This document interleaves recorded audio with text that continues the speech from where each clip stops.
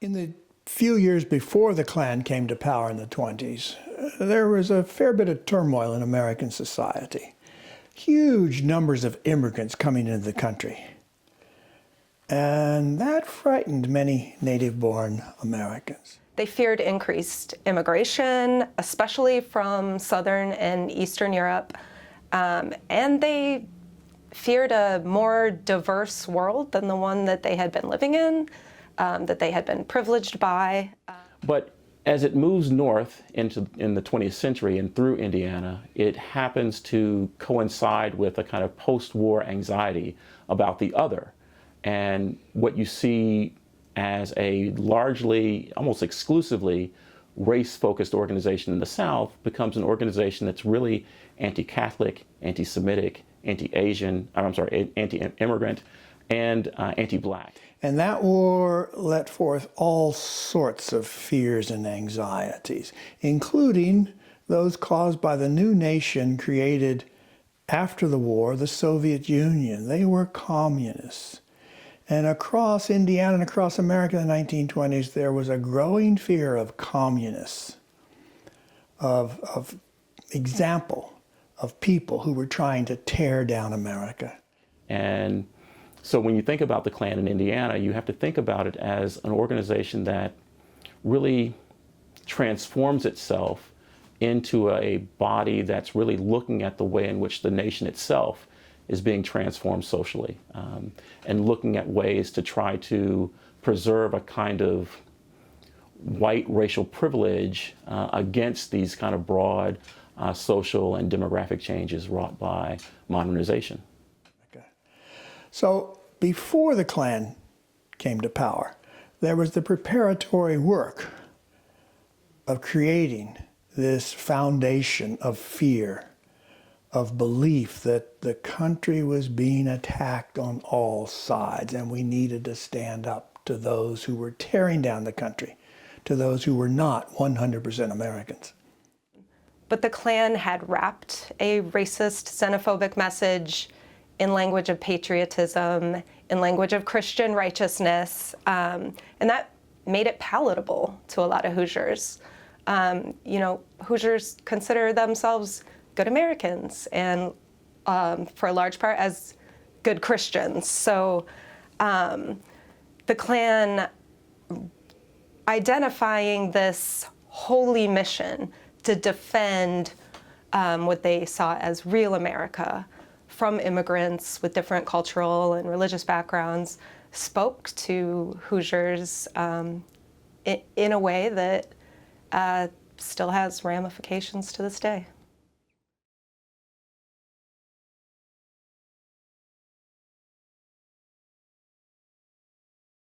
I think there are a lot of misconceptions, myths about the Klan.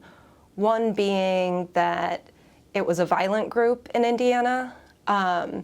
The first Klan, the post-Civil War Klan, was a violent extremist, terrorist group in the South that mainly targeted Black Americans through violence, through intimidation. The second Klan, the Klan that arose in the 1920s that became so predominant in Indiana, had largely traded violence for civic action. Many people think of the Klan as being populated by rural, uneducated, unsophisticated Hoosiers, and that's simply not true. The Klan in Indiana in the 1920s was largely animated by the political and business elite of the state for the purposes of preserving their own power and influence. I think the most important myth about the Klan is that it was a fluke event, that it came out of nowhere, that it had no meaning as a consequence. It was only here a few years and it didn't really do very much. Nothing of consequence, long-term significance happened. Their xenophobic, racist ideology was transformed into policy, real policy at a state and federal level. Most notably, this policy, I think, sort of peaks with the 1924 Immigration Act that imposed a quota system on immigration and was felt for generations. The most powerful myth, perhaps, about the Klan was that it largely disbanded in the 1930s, and I think we need to be careful with that idea. While perhaps by the 1930s, Hoosiers had given up their Klan membership, taken off the sheet, the ideas that took hold, that the Klan gave them an outlet for, did not go away. I believe they still simmer underneath the surface of politics, of the language that's used today to talk about immigration. Even the modern tactic of hearkening back to an imagined past, an imagined all-white homogenous past, and ideas about America First, which was a popular Klan slogan. These ideas are used today, and they were used by the Klan.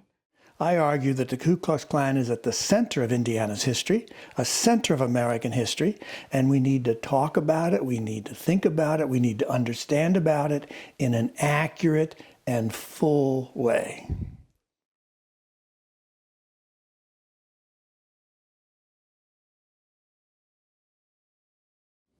So Indiana in the 1920s was fertile ground for the Klan's growth for a lot of reasons. In the post-war period, there's great anxiety about the other, but this also happens in conjunction with a lot of migratory traffic through the state, particularly the movement of African Americans from the rural South to the industrializing North. These migratory trends of both African Americans and other immigrant groups really exacerbated fears of change and sort of social dislocation in the state. Indiana had as large and powerful a Klan as any state in the Union. That's pretty much a known fact now. And that was because Indiana was especially good ground to sow the seeds of the Ku Klux Klan. It was good ground because there was a fairly homogeneous population here. A lot of white, Protestant, native-born people who constituted the core of the Klan. So Indiana had a existing history already of embracing the eugenics movement. So starting in the 1890s even, Hoosier thought leaders in medicine and politics had already accepted the pseudoscience of eugenics as scientific fact. This was already influencing dialogue about hereditary pauperism, hereditary criminality, and the Klan was using some of this eugenic language and extending it to immigrants. These were the others. They were them, not us. And the Klan did a brilliant marketing job in labeling them. They labeled them all, not like us, not 100% Americans. We are 100% Americans. They are not. They are not 100% American. They are the enemy. And one of the Klan's great sources of success was its brilliance in selling that message, which was widely accepted and believed across the state of Indiana, to several 100,000 Hoosiers who bought their robes and their membership and marched. And a lot of Hoosiers thought that immigrants would bring crime, would bring poverty, that the state would have to support these people. And this is language that we still see today, dehumanizing language about immigrants, language such as hordes of immigrants or even, impending wave of immigration. This language, this dehumanizing language and this fear-inducing tactics are still used to determine who is and is not accepted into our country today.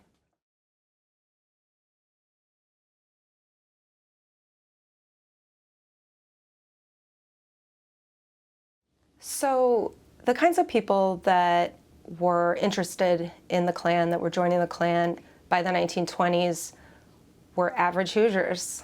As scary as that is to say, they were white, they were Protestant, they were largely male, but also female. So sort of ordinary, everyday folks who are simply looking for sort of social prestige and a sense of belonging.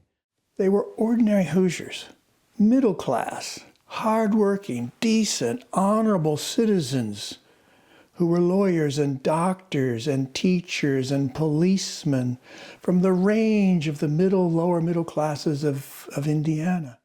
They were farmers, they were shopkeepers, bankers, they were prominent community leaders, they were ministers, they were even suffragists. They included the mayor of Indianapolis at one point, the governor of Indiana at one point. They were Democrats, they were Republicans. But you also have like evangelical religious groups that find a kind of common ground with the notion of racial purity and salvation. You can't understand the Klan without knowing. You had to be white, you had to be native born, and you had to be Protestant, Methodist, Baptist, disciples of Christ. No Catholics, no Jews, no African Americans, no immigrants. They were not 100% American. The Hoosiers that joined the Klan thought of themselves as good Americans, good Christians. They wanted the best for their children. They were worried about prayer being taken out of school. A lot of them wanted voting rights for women. They were very ordinary, smart, sophisticated Hoosiers who joined the Klan knowingly. They weren't duped. They knew what they were signing up for, most of them. And most of them, I believe, did honestly believe in most of the goals of the Klan.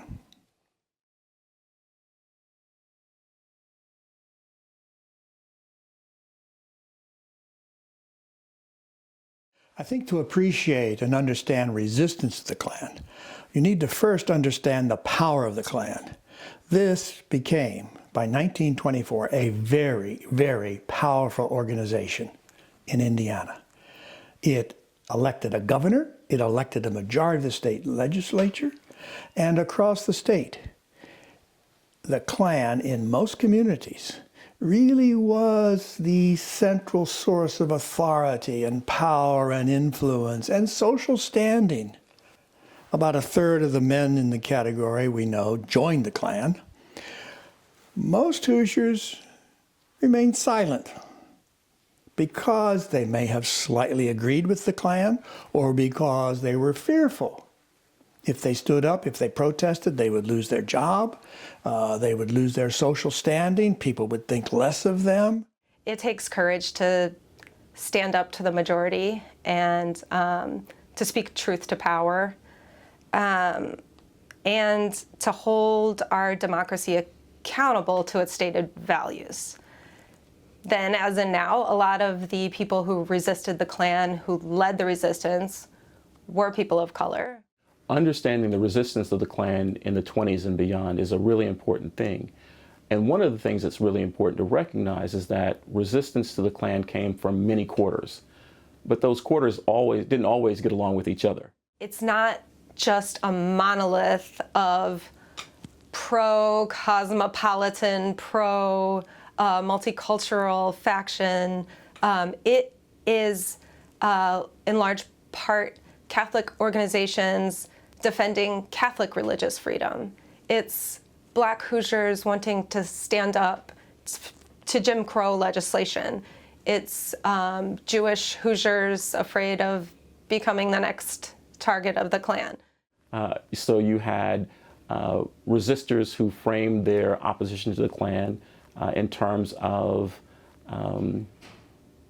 religious tolerance, who themselves weren't particularly tolerant of race. There were those who resisted the Klan from the perspective of inclusion, but weren't particularly inviting to those who didn't fit into their various groups. We always live in times of distrust, fear, hatred. We're living in such times today. And many of us are fearful or ignorant or perplexed. How do we act? How do we stand up to hatred? How do we stand up to incivility? How do we stand up to those who want to violate fundamental principles of our democracy? So when some of these voices that are the loudest are xenophobic voices, are using language that we recognize from our Klan past, we need to be able to have the moral courage to resist, to look to the lessons of our shared Klan past, and to make sure that this history does not repeat itself. It's hard to do. It requires courage, it requires understanding, it requires paying attention, it requires engagement. All the things that motivated and inspired those who stood up to the Klan in the 1920s. In many ways, it's the same story.